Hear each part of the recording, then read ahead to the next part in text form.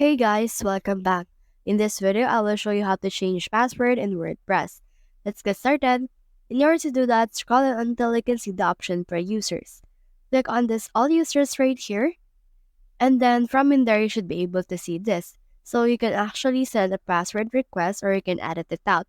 So for example, for this, let's click on this edit right here. And then once you have done that, you should be able to see their user profile and all of this.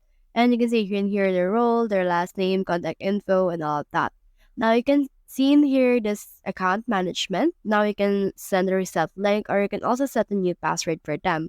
Once you have head over and click on this, they will be able to show you a generated password, or you can also type in here a specific password that you want to use for this one.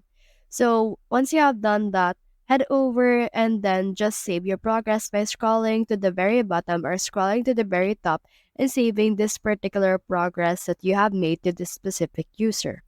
So that's the whole process. If you have found this video helpful, simply leave a like below or subscribe because it helps reach more people. See you soon.